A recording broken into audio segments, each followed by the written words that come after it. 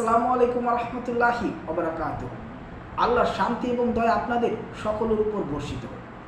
জার্মানির বিখ্যাত footballer Mesut Ozil, তাকে আমরা কে না চিনি, তার ব্যাপারে আমরা কে না জানি। কি অমানবিক আচরণটাই না ওজিলের সাথে করেছিল জার্মানির ফুটবল ফেডারেশন।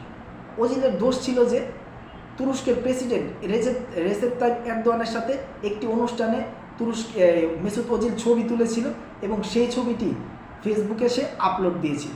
তাতেই কিন্তু বেজায় খেপেছিল জার্মান ফুটবল ফেডারেশন। মেসুত ওজিলও কিন্তু ঠিকই তার সিদ্ধান্ত নিয়ে ফেলেছিলেন যে জার্মান জাতীয় দলে আর সে খেলবে না। জার্মান জাতীয় দলের ফুটবলকে প্রাধান্য না দিয়ে ওজিল প্রাধান্য দিয়েছিল তার ধর্ম ইসলামকে। ওজিল দুঃখ করে বলেছিলেন যে যখন আমি জিতে যাই তখন আমি জার্মানি, আর যখন আমি হেরে যাই তখন আমি অভিবাসী। এই কথাটি মেসুত ওজিল অনেক দুঃখ কষ্ট নিয়ে বলেছিল। তার কারণ হলো মেসুত ওজিলের দাদার জন্ম তুরস্কের একটি ছোট্ট শহরে, কিন্তু তার বাবা মায়ের উভয়েরই জন্ম কিন্তু জার্মানিতে। যার কারণে কিন্তু যখন জার্মানি কোনো খেলা হেরে যেত বা ওজিলের পারফরমেন্স খারাপ থাকতো, তখন কিন্তু জার্মান ফুটবল ফ্যান্সরা বলতো যে ওজিল তো তুরস্কের নাগরিক, অভিবাসী, তাই সে তার 100% দেয় নাই। এই কারণেই জার্মানি দলের আজকে এই অবস্থা হয়েছে। আর যখন জিতে যেত তখন কিন্তু ওজিলের নামে সেই জার্মান ফুটবল ফ্যানরা স্লোগান দিত। এই কারণে ওজিল এই কথাটা বলেছিল। ওজিল ফুটবলকে এতটাই ভালোবাসতেন যে ছোটোবেলায় যখন সে রাত্রে ঘুমাতেন, ফুটবলকে সাথে নিয়ে ঘুমাতেন।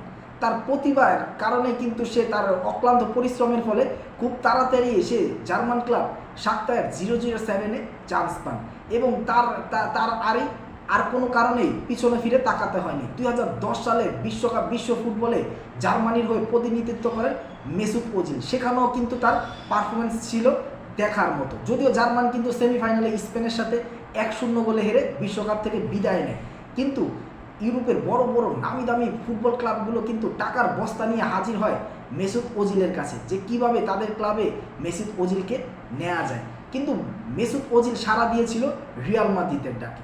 মেসুত ওজিল বলেছিল আসলে রিয়াল মাদ্রিদ এমন একটা ক্লাব যাকে আসলে না করা যায় না।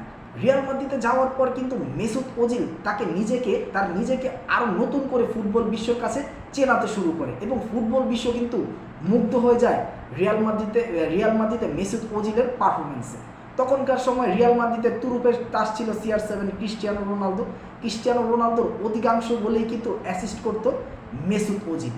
2014 বিশ্বকাপের কথা যদি বলি, যেখানে মেসুত ওজিল জার্মানিকে বিশ্বকাপ জিতিয়েছিলেন এবং মেসুত ওজিলের পারফরমেন্স ছিল অনেকটা দাপটে পারফরমেন্স ছিল। সে গোল্ডেন বল জয়েরও রেসে ছিল, যদিও মেসি অবশ্যই শেষমেশ মেসি গোল্ডেন বলটি জিতে নেয়। গোল্ডেন বলটি মেসুত ওজিল না জিততে পারলেও সে কিন্তু জার্মানিকে বিশ্বকাপ জিতিয়েছিল। তারপরের ঘটনা সবারই জানা, আর্সেনালে খেলতে আসে মেসুত ওজিল। 2018 বিশ্বকাপে যখন জার্মানি প্রথম রাউন্ড থেকেই বিদায় নেয়, প্রথম ম্যাচে মেক্সিকোর সাথে হারে, তারপরের ম্যাচে সুইডেনের সাথে 2-1 গোলে জিতলেও শেষ ম্যাচ আবার দক্ষিণ কোরিয়ার সাথে 2-0 গোলে হেরে যখন প্রথম রাউন্ডেই বিদায় নেয় জার্মানি, তখন কিন্তু জার্মানি ফ্যানরা কিন্তু সবাই আঙ্গুল তুলেছিল মেসুত ওজিলের দিকে, যে ওজিলের কারণেই আমাদের দলটার এই অবস্থা। কারণ ওজিল অভিবাসী, সে তার 100% দেয় নেই। কিন্তু একটা কথা ভুলে গেলে চলবে না, ফুটবল খেলা আসলে টিম গেম, এটা 11 জনের খেলা। কোনো একজনের কারণে এই ম্যাচ হারা বা জয়ের কোনো কারণ হতে পারে না। এটা টিম গেম, 11 জনের খেলা। ভুল হলে 11 জনেরই হওয়ার সম্ভাবনা থাকে। কিন্তু যেহেতু মেসুত ওজিল দাদার জন্ম তুরস্কতে, সেই কারণে তাকে অভিবাসী বলে সম্বোধন করা হতো। এখনও কোনো কারণে কোনো কিছু হলে এখনও মেসুত ওজিলকে অভিবাসী বলে সম্বোধন করেন যে জার্মানির মানুষেরা, সাধারণ জনগণ।